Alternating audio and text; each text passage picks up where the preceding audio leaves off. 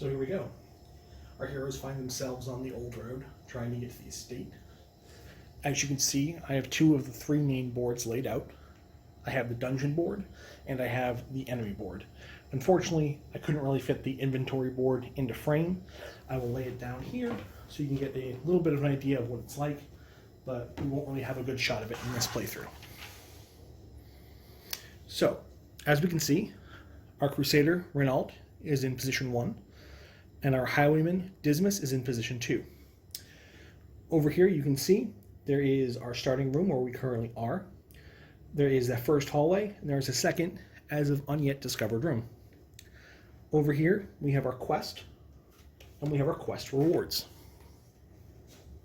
Our current quest is to explore all the rooms and defeat all enemies. As you can see at the bottom, there are 2 rooms. There are no pure battle rooms. There's 1 hallway battle, no curio rooms, and 1 treasure room. Our rewards are 5 of each heirloom and 25 gold. Currently the light level is set to radiant light, meaning when we get into a battle, we're going to have a slight advantage over the enemies. Now let's start. So as we move into the first room, or out of the first portion of the hallway, we reveal an encounter card. This encounter card is empty, as many of them will be, showing that we're just moving down the hallway as per normal. When we move to the second location, we reveal another card, at which point we see there is a Brigand Cutthroat.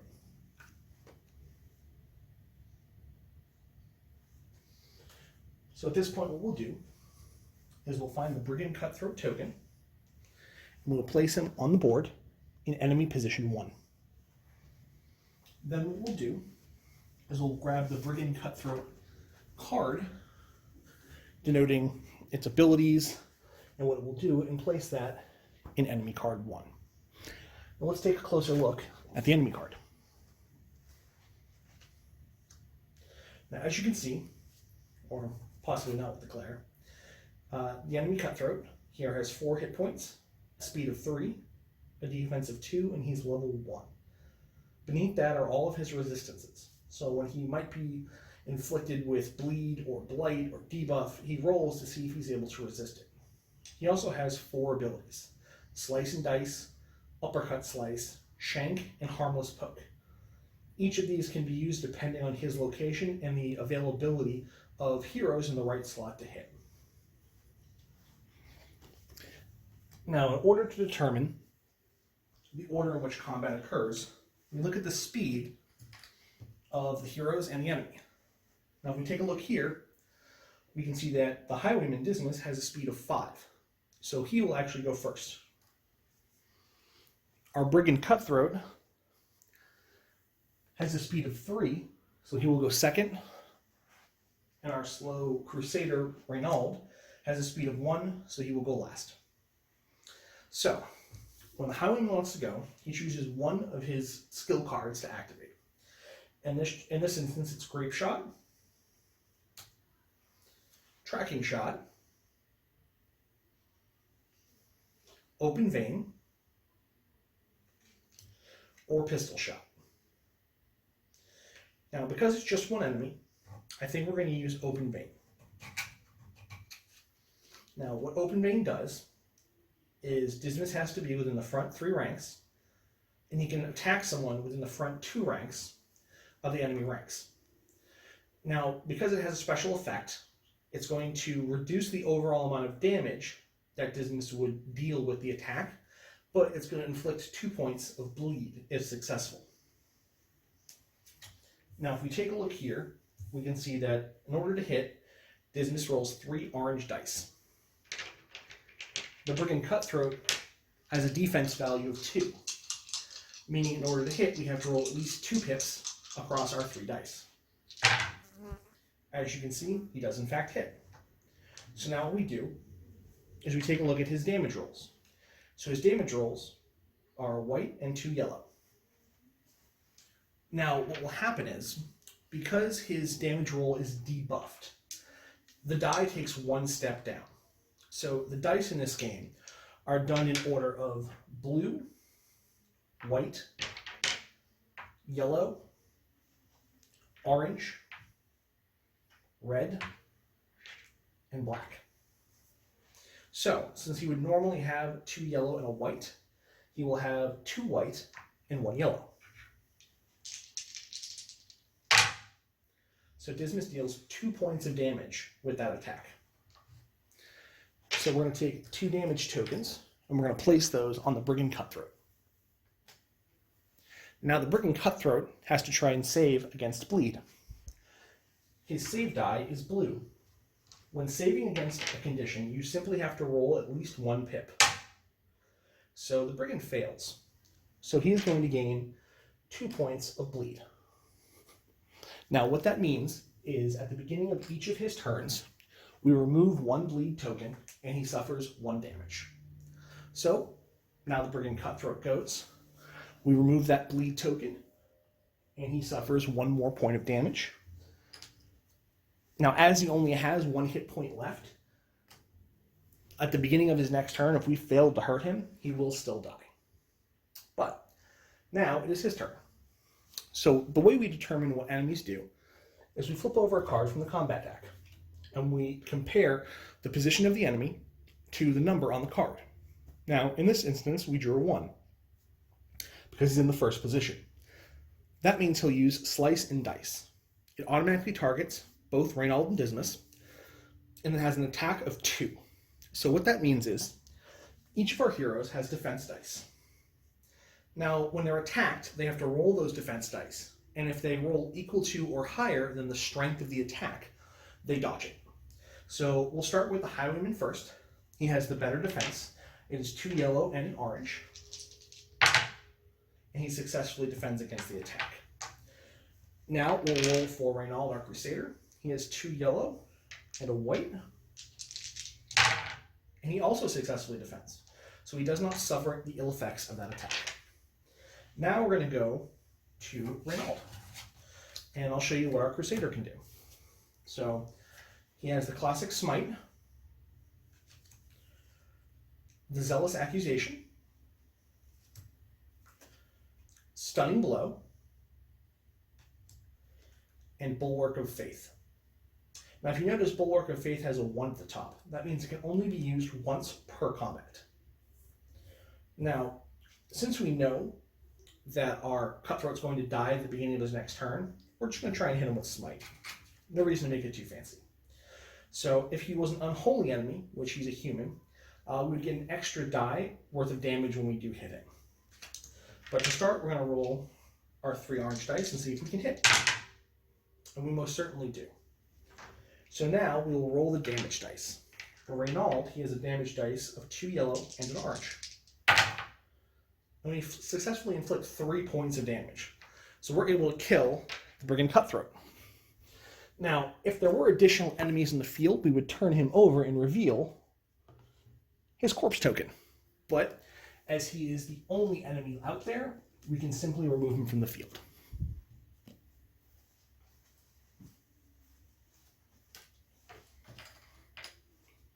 Now, let's take a look at our next encounter.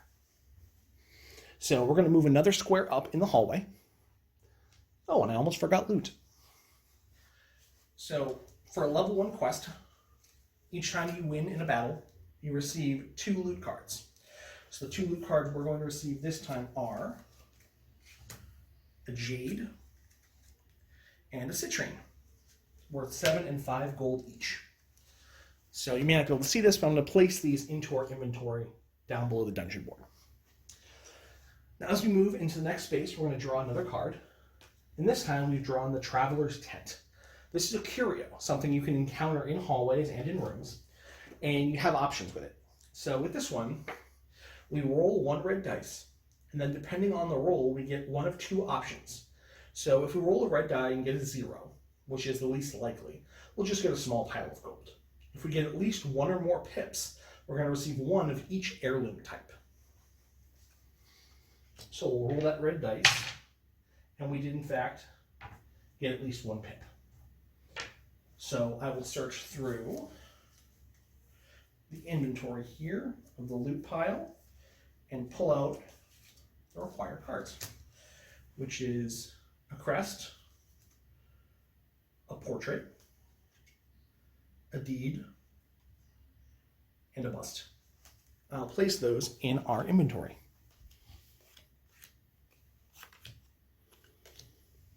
All right, we're making good progress. So now we're going to move ahead one more, reveal our next encounter, which in this instance is another old road. So we're just going to continue on our way. Now we enter a room. Now, rooms by default are unexplored. When we enter it, we flip this over and see what it is. This is a treasure room, which normally means there will be a treasure chest inside. The other thing about a treasure room is there's always enemies. So now what we do is we search through the encounter deck, which there's only 1 card left since it is a tutorial. And we're going to encounter the Brigand Bloodletter and the Brigand Fusilier. So let's get combat set up. So we're going to grab the Brigand Fusilier and the Brigand Bloodletter tokens, and we're going to place those on the field. We're also going to take their cards and we're going to place them up top in respectable areas. Now, we have to figure out the order in which combat is going to occur. Now, when we take a look, we see that the Brigand Fusilier has a speed of 6. So he is most definitely going to go first. We see our Highwayman has a speed of 5, so he'll go second. Now, the Brigand Bloodletter and Reynald both have a speed of 1. In this instance, we favor the heroes. So Reynald will go first, and the Bloodletter will go last. The Bloodletter has a speed of 1, a defense of 1, and he's also level 1. But he has 12 hit points. He's slow and easy to hit, but it will take a while to chip through it. The Fusilier has a speed of 6, a defense of 2, and he's also level 1 with 4 hit points. So we'll start with the Brigand Fusilier. So we flip over the top card of our combat deck here. We can see he's in position 3, so he will use 1, which for him is Blanket Fire. It automatically targets both our heroes and any other heroes behind them, if there were, and it has a power of 2. So we're going to roll Dismas's defense first. We'll see if he can evade it, and he does. Now we're going to try and have Reynald avoid it, and he also manages to. So both of them successfully dodge the Fusilier's fire. Now it's going to be the Highwayman's turn. Now, as we said before, we have Grape Shot, we have Open Vein, Pistol Shot, and Tracking Shot. In this instance, because we know the Fusilier is going to continue to use Blanket Fire over and over again, we're going to try and take him out. So we are going to use Pistol Shot. So as you can see, we debuff our damage once. Now, if he was marked, we'd actually increase it. So abilities down there that allow you to mark enemies definitely have bonuses. So we'll make our attack roll. He has a defense of 2. So we successfully attack him. Now we're going to roll our damage. So he would normally be 2 yellows and a white. This time he will be 2 whites and a yellow because we have to debuff that damage. And we deal 2 points of damage to the Brigand Fusilier. So we'll take 2 damage tokens and place those in his token area. Now, Reynald is going to go. Now, we know the Brigand Bloodletter can do some pretty nasty things, and he has the ability to target the entire party, so we're going to try and stun him. So we're going to attempt to use Stunning Below. So we debuff the damage twice, but we get to inflict a stun. So, we'll make our attack. Remember, the Bloodletter only has a defense of 1. We managed to hit. And now we're going to do our damage roll, but we debuff it twice. So instead of a yellow, and an orange, it's going to be a yellow, and a white. So we deal 2 points of damage to the Brigand Bloodletter. And now he has to make a save against stun. His save versus stun is a yellow die. So he does in fact save against the stun, and he will get to hit us. But we're going to do our 2 damage anyways. Now the Brigand Bloodletter is going to go. So we'll flip this over and see what he does. So he pulled a 4. Now the thing about this is, whenever an enemy draws a card for a skill they either don't have or can't use, it cycles up one step. So he can't use 4 because he doesn't have it, so he's going to use 3, which is not a great thing for Reynold. So 3 is point blank shot. It is a strength of 3. It does 1 yellow and 2 orange worth of damage, and it's going to try and move him back. The only upside is it does debuff the Brigand Bloodletter, so his next roll will be 1 step lower than what it normally would be. So, Reynold has 2 yellow and 1 white, and we really want to get at least 3 on this. But we don't. So, Reynold is going to take 1 yellow and 2 orange worth of damage. So he takes a whopping 4 points of damage. So we're going to grab those damage tokens and place those on Reynold. Now he has to save against being moved. So his save is a yellow. And he does at least successfully save from being moved back out of the front lines. So now we go again. So the Brigand Fusilier will go. And he has no 4. He has a 1. So the Brigand Fusilier is going to use Blanket Fire. So once again, we have to defend against that. So we'll have Dismas try first, and he does. And now we'll have Reynold try. He does not. So he is going to take 2 yellow die worth of damage. So he takes 2. We'll grab those tokens and get those placed on him. So not looking very good. And now he has to save versus debuff. Blanket Fire imposes a debuff defense token. So what that means is if Reynold fails to save, he'll gain a token that makes his next defense roll 1 step lower. Now against debuff, Reynold has a white die. And he does not make his save. So he is going to gain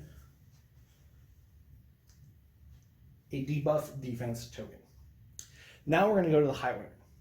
Now the Highwayman's going to try and finish off that Fusilier using the same thing he did before, which was pistol shot. So we're going to roll 3 dice. We successfully hit. And then we're going to debuff his damage down once. So he'll be doing 2 whites and a yellow. And if we can inflict at least 2 damage, he will die. And we do. So we successfully kill the Brigand Fusilier, which means we'll turn him over and he becomes a corpse on the field. Now, Reynold is up, and he really doesn't want to get whipped by the Bloodletter, so he's going to try and do Stunning Blow again. So the first thing we're going to do is we're going to try and hit. We do in fact hit. And then we're going to roll our straight damage dice, which is, no, we're done rolling 2. So 2 whites and a yellow. Oh, I'm sorry, 2 yellows and a white. And we do deal 1 point of damage. So we'll add that token to the Bloodletter. And now the Bloodletter has to make a save against stun. Once again, his save die is down. He does make it. So, now that both of them have gone, the Bloodletter is going to go. So, once again, we're going with point blank shot. Reynold is not having a good day. And because he has this token, his defense actually goes down by 1. So we'll be using 2 whites and 1 yellow. And he's going to take the damage. So he's going to take 2 orange and 1 yellow worth of damage. He's going to take 3. He's still hanging in there, but just barely. And he has to save against being moved. He does not. So we're going to move our Crusader back 1 and swap him with our Highwayman. All right. So now we go back to the Highwayman's turn. He is going to try and cut this fool because, quite frankly, we need to get him off the field as soon as possible. So we're going to use Open Vein. So we'll make our attack roll. We successfully hit. We're going to debuff our damage by 1 step, so it's going to be 2 whites and 1 yellow. Now, we rolled straight 0, however, all attacks will always do at least 1 damage if they hit. So we'll put 1 wound on the Brigand Bloodletter. And now he has to save or else he gains 2 bleed tokens. So luckily he only has a blue die, and he does not save. So we're going to take 2 bleed tokens. We're going to place those on Bloodletter. So now it is Reynald again. He's going to try Stunning Blow 1 more time, see if he can buy himself a little bit of time here. And he completely misses. So he doesn't even get to attempt to roll for damage or to try and stun that Bloodletter. So now let's see what the Bloodletter is going to do. All right, so the Bloodletter is going to use punishment. So the way punishment works, it can target any of the heroes in any ranks. Now, since we only have 2 heroes, we're just going to roll our red die, which only gives us the choice of the front of the first or second rank. Poor Reynald, always taking the damage, but that's what a good tank is for. Oh, no, wait, actually, we had a movement, so it looks like it's going to be Dismas this time. So the way punishment works is punishment deals 2 yellow dice worth of damage. So Dismas will take 2.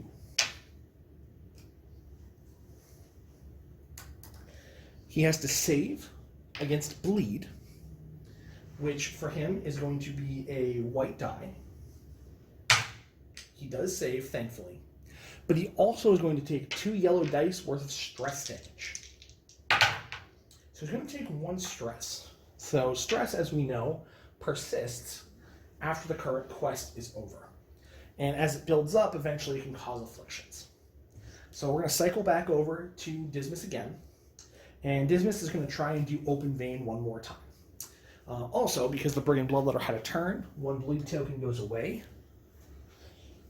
and it suffers 1 additional wound.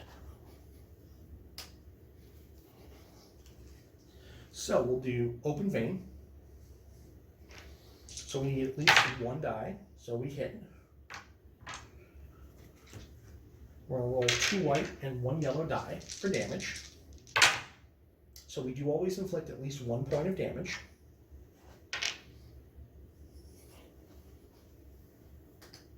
And now he has to save or else he gains 2 bleed tokens. So let's see if he does it, and he does not. So the Brigand Bloodletter now has 3 bleed tokens on him. And he's taken a total of 6 points of damage. So he's at half health. And he's guaranteed to take at least an additional 3 over the course of his next 3 turns. So Reynald's going to go again. We're still going to try this Stunning Blow. We managed to hit this time. And then we're going to downgrade our damage dice twice. So we're going to have 2 yellows and a white. We deal 2 damage. So let's put those on our Bloodletter here. And now he's going to save against stun. And he fails. So our Brigand Bloodletter fails. And that means he gets a stun token. So what happens on your turn is if you have a stun token, you remove it, you replace it with a stun immunity token,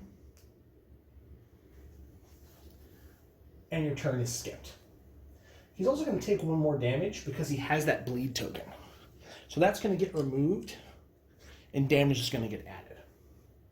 So now he's at 9. So he's not looking too good. So we're going to go back to Dismas again. And Dismas is feeling pretty good. He is going to go ahead and he's going to try and stab him again with Open Vein. Might as well keep doing what works, right?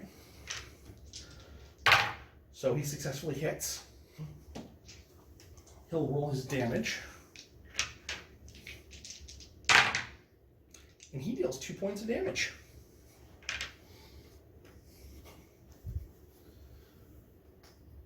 So that's 11 points of damage on the Bloodletter. So he is guaranteed to die at the beginning of his next turn, but we're going to continue anyways. So he still has to save against bleed. And he fails, which means he gets another 2 bleed tokens. So even if he wasn't close to death, we're essentially making sure he's going to get there sooner or later. And then we're going to have Reynold go. And Reynold is sick and tired of this guy. He's going to try and smite him hard to finish him off, knowing even if he doesn't, that the guy will still die. He manages to hit. He's going to roll his full damage dice. He deals 3 damage, and that is enough to kill the Brigand Bloodletter. Just so you can see his corpse token. So with that, we're done. So we're going to draw our loot. So we're going to flip over 2 loot cards. We're going to get a small gold pile and a massive gold pile. And we're going to place those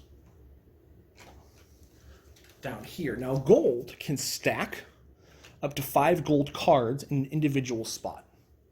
Heirlooms and items or specific gems can stack up to a certain amount, but they can only stack with themselves. Now, if we take a look here, we've beaten our quest. We explored all the rooms, and we have successfully defeated all of the enemies.